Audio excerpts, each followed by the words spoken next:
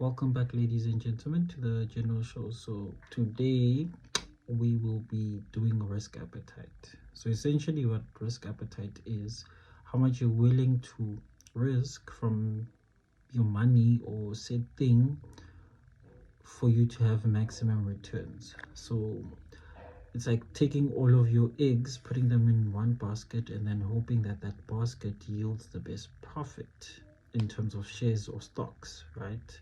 So obviously all of us have different psyches, we all have different risk appetites. So I'll just break down a bit of the few risk appetites which most have.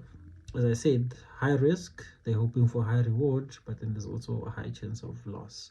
Then there's median risk appetite, where they give half of their effort, half of the risk, and then half of the money in hopes that if they lose, it's not all of it, but then it's some of it. And then there's a long-term risk appetite, which essentially means that they're putting in the hard yards now in hopes that later on it will yield better results.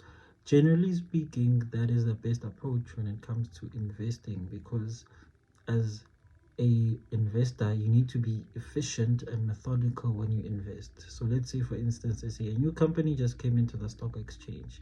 As much as there may be buzz or raving about it, if it starts from penny stock, for it to get to above the $5 limit, as we mentioned in the previous video, it needs to have a very good couple of financial years in it. So you could stake high in it, hoping that for the next 10 years that will work out for you. But then there are those that say, oh, I'll just invest in stocks or shares which have high dividends, and then that's how I'll make back my money. What if that company has bad yield and then now you're not getting your money's worth, shares are fluctuating and so forth? So you need to be methodical about that. High risk, high reward works, but then it's not sustainable, because you can't have your entire portfolio and all of your stocks there are high risk, high reward. That is not sustainable. The economy is too volatile, and you are more likely to lose more than you're making combined of your whole portfolio. And remember, the whole point of you doing this is for you to become efficient, methodical, having an approach which maximizes all of your returns. Yes, let's say every $10 that you put in, you'll get $7 back. That's actually a very high return, because most people, they can put in $10 and only $1 comes back. So you see, you being above the $5 profit margin means that you're doing something efficient. And you must also remember, this is a time game. You need to be very patient with yourself, very patient with the markets, and don't do this with money that you're willing to not lose, as in like this is your last $10 or so. It must be money which you're willing to lose. If I say I'm going to do $20 every month in my investment portfolio, I must be willing to, whatever happens to the $20 over time, I'm fine with it. Can't be your last form of money. Hence I'm saying high risk, high reward is very dangerous, because there are too many proponents which will be stopping you from maximizing consistently. And the whole point of the game is consistency, you see. So rather aim to have a methodical approach, number one. Number two, do thorough research. Three, have a goal in mind of how long you're going to invest in the company. Whether it does good or bad in that short term, have a longer goal. For instance, South Africa is facing a huge load shedding problem, right? Most companies, even if they get into the market, will have fluctuating patterns of profit and so forth. So if your long-term goal is 10 years, keep on buying for those 10 years consistently, and then after the 10 years can you judge. You can't do it after the first 2 years and say, oh my, wow, they fixed load shedding, we no more have load shedding, this company is doing good or this company is doing bad. It needs to be a long-term or medium-term goal which is properly defined. It's not necessarily about the profit, but it's the consistent growth over the years, because I strongly believe that your money must work for you whether you're awake or whether you're asleep. Your money must work for you when you're doing other things. That's the whole point of investing, right?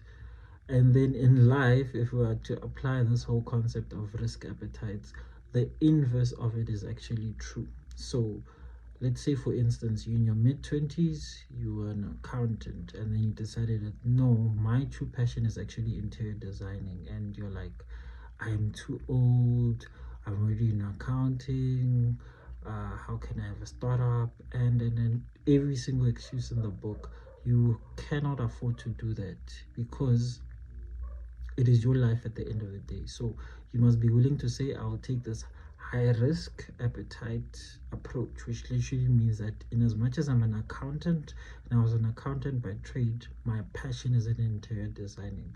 So I'm willing to sacrifice every single thing that I have to become the best interior designer. And while you're doing that interior designing, you must make sure that you're such a trailblazer that they ask why you didn't start earlier on. So you need to have a very aggressive, high risk appetite towards life. You can't be timid, you can't be playing it safe, because at the end of the day, you need to be a content person, a person who is comfortable with the life choices that they make. They may not all be the best, but you need to say, you know what, I did this. I gave it my all, whether it's success or failure. It is all literally up to you. So you need to have that high risk appetite. And remember, failure is your best friend. Failure teaches you more than success does, because success is not a destination, it is a route, it's a pathway, a never ending one, because you get to one destination and then you don't feel content anymore, and then there's another destination, another destination. So success within itself is not a destination, but it's a path, permanent journey that you need to take. But then failure is the proponent that helps you to fight when you don't feel like fighting, to get up on days you don't feel like getting up. You see?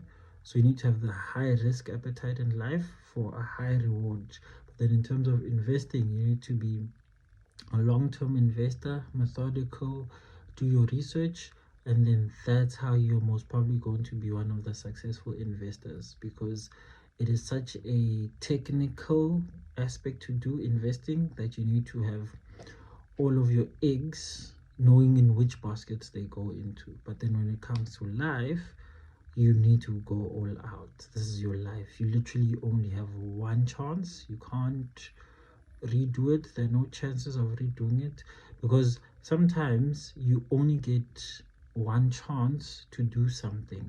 Sometimes there are no second chances, so you can't take that risk and not give it your all. Hence, you went to school so they could teach you how to be consistent, how to be disciplined, how to approach certain things in life methodically.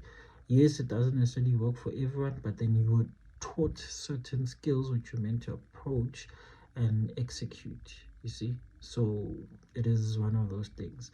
One thing I like about accountants is they're very thorough in their approach to whatever form of work they're doing. So as a person, I could take that form of methodology applied to my life for high risk, meaning that every single day I wake up, I need to give it my all. I need to make sure that I'm in my A game. I need to make sure I'm consistent. I need to make sure that it is mind over matter. Even if I'm tired, my tired level must be so high that no one can question it, you see. And then that's when you can yield the maximum form of anything. But besides that, ladies and gentlemen, whatever phase you're in your life, please have a high risk appetite towards achieving your dreams, your goals, and your passions. But have a long-term approach to investing, because it's a very technical aspect, and we can't play guess and hope and miraculously wonder if things don't work out. We need to be methodical about things. Approach needs to be decisive and all. Besides that, ladies and gentlemen, thank you for sticking this far and listening to my YouTube video. I catch you on the next one, and I'll be discussing more about investing, more about wealth, more about finance, and everything in between. Please like, comment, share, and subscribe.